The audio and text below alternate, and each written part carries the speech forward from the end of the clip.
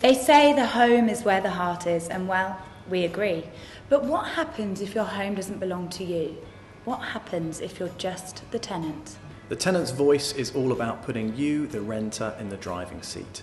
It's a brand new show crammed with all the help and advice tenants need to make a successful move. I'm Renata Di Fazio. And I'm Eloise Black, and together with our trusted industry professionals, we're going to answer all those rental questions you've been dying to ask. Today's programme, we talk to property journalist Jenny Hammond about how the latest budget will affect tenants. We'll also talk to gardening expert Kevin Abbott, who will offer us some fabulous tips on what you can and can't do with your garden when you're a tenant. And I meet Eddie Hooker to find out about how to protect your rental deposits. But first up, we meet our property agent, Christian Byfield, and he's going to take us through all the do's and don'ts when viewing a property and considering a tenancy agreement. We all want to live in a gorgeous, relaxing oasis, even if it comes with a hefty price tag. But there's so much more to a property than just its looks.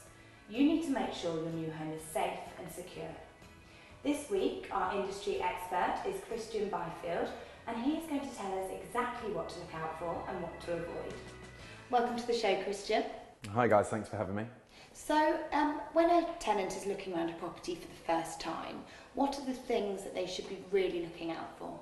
Well, I think the crucial thing is they've just got to ask questions. You know, every single tenant is going to require something a little bit different, and every property is unique. So, you know, from the moment you get in that door, start asking questions. Do you need parking? Is the furniture staying? You know, are there going to be curtains in the property?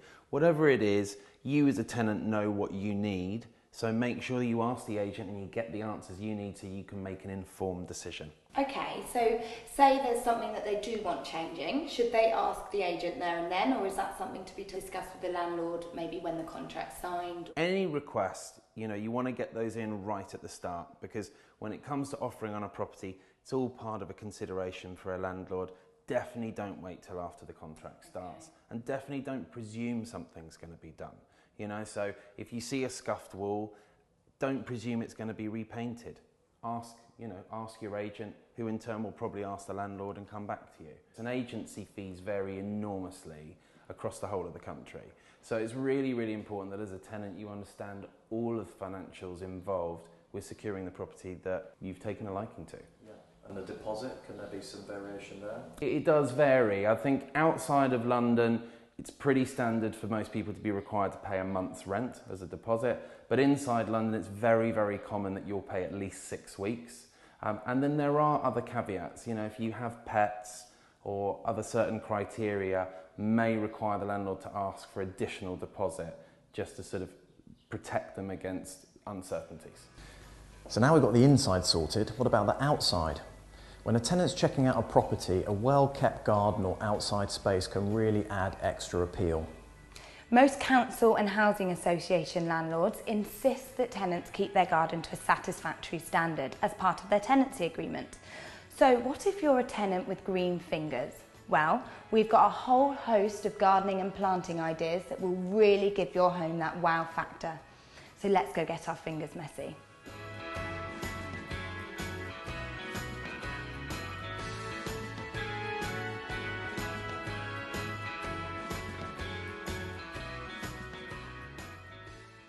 Broxted Road Garden Centre, and he's going to answer some questions for our garden savvy tenants. So Kevin, lots of tenants, they don't probably put a lot into their garden because quite frankly it's not their garden, but what are some gardening options for them?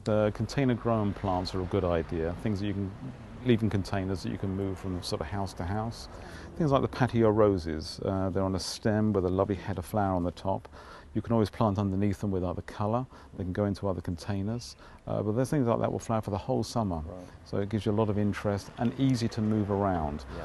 What you don't want to do is put things in the garden or into containers that are going to grow very quickly, very fast. Very difficult to move a plant that you put in at sort of a metre high and then all of a sudden it's 3 metres high. Other plants, things like lavenders are very good as well. Lots of colour, lots of foliage, really strong odour on the foliage as well. Very good flowering plant, can be used from property to property. You can move it around with you probably for the next 5 years in a container. Very easy to grow. And what about tenants that don't have gardens, don't have any outdoor space? Are there any options for them? Yes, the indoor plant range would probably be the best thing to look at. There is some examples just there behind you. The aloe vera, which is a medicine plant. So the idea with that is if you burn yourself, you can cut a piece off and rub it on the burn, and it helps to sort of soothe the wound. You can also use it as a soap and things like that as well. But easy to maintain, not too much water. Probably good watering once a month will be fine for looking after and suffice the plant. Perfect for tenants. Yeah. Also the money plant, it's quite an interesting plant. Again, lots of foliage, easy to maintain. It's a succulent, has lots of water storage in the foliage. Again, as long as it has a good watering once or twice a month, it'll be fine. There is an old saying that if you have a cradula or a money plant, if it's alive and it's happy and it's living, then you're never without money. Ooh, we'll need one of these then. Very practical. And the other one which is popular is the peace lily, which is called the spatifilum. So again, cooking smells in the house, but very easy to maintain. Is another option for tenants to maybe have like a hanging basket or something that they can just transport to the next property? Yeah, we have an example of some fuchsia baskets up there. Again, lots of flowers on them throughout the summer. As long as they're watered and fed on a regular basis, they will continue flowering right the way through till sort of September, October of each year. They can be replanted again for the winter for extra colour, or if you're in the property, then you can replant again for the following spring. If you move, you can take it with you.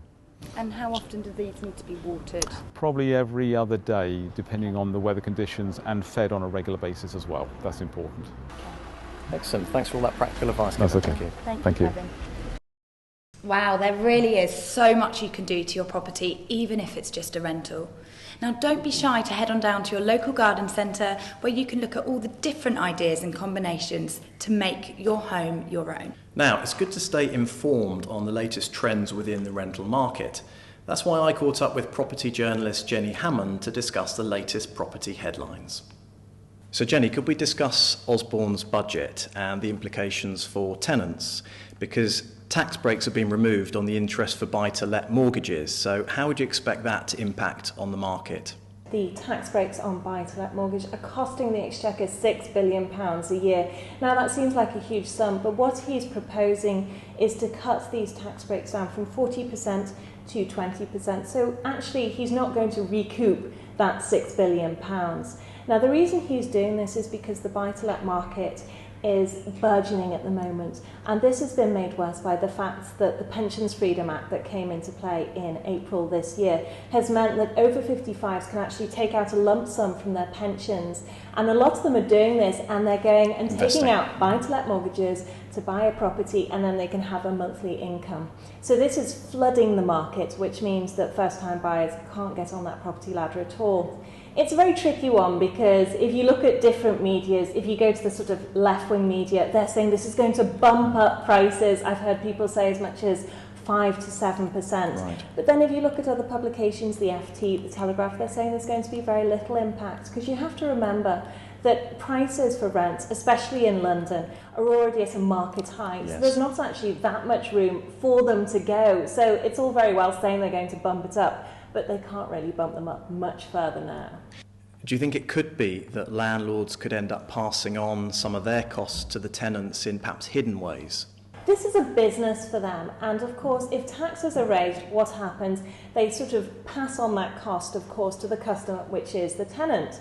But I think George Osborne has sort of thought that through, because he's also made the wear and tear allowance, which landlords previously were able to claim. He's not abolished that, but he said, as before, you were allowed to claim that and you didn't have to prove that you were doing anything to your property. Now you have to supply receipts and that sort of thing to actually prove that you are repairing that faulty boiler, you are taking out that mouldy sofa from a property, which actually I think means for a lot of tenants, their properties are going to go to better quality. So it's probably good news for them.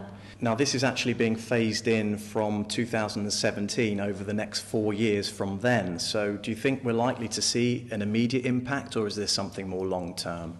Once an announcement is made like this, the market reacts. So obviously landlords, estate agents, they're going to plan for this now. They want to be ahead of the trend.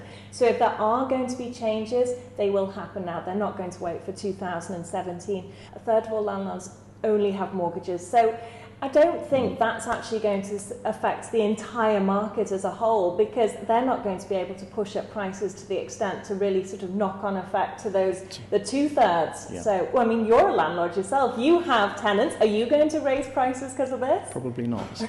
Well, there you go. Exactly. So overall, good news or bad news for generation rent? It's very hard to tell. Of course, there might be some rent increases, but you know, it's hard to say whether that's because of these buy-to-let mortgages or if it's just because the population is increasing or inflation is going up. Rents are always rising. I can't see it having a significant impact, to be entirely honest with you. Jenny, was there anything else to come out of the budget that you think may have an impact on the market? The major thing to come out of it is the local housing allowance. Now, they're going to freeze that amount for 4 years' time. Now, it does sound very sensible doing that, of course, especially if you're a taxpayer looking in.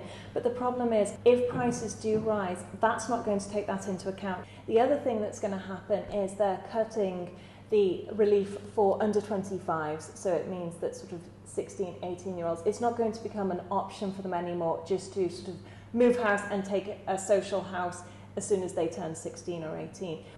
Now, there's something in the budget with regard to renting a room. Do you think that would likely affect tenants? Previously, you were able to rent out a room and you get tax back. You could claim the tax back on £4,250. Now that's gone up to £7,500, which means actually you can earn an income of £7,000 tax-free, which means that people are going to free up a lot more of their rooms to capitalise on this.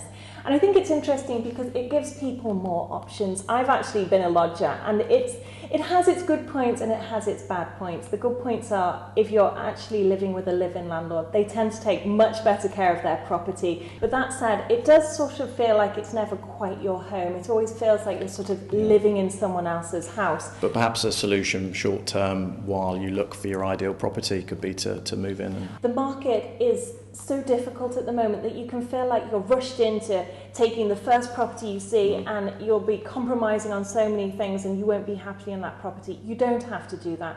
You can shop around and perhaps become a lodger for 1-3 months until you find your perfect place, and then you can really commit to that sort of 1-year contract before you do it. Jenny, thank you very much. Thank you. There's still lots to come on the Tenant's Voice after the break. So don't go away.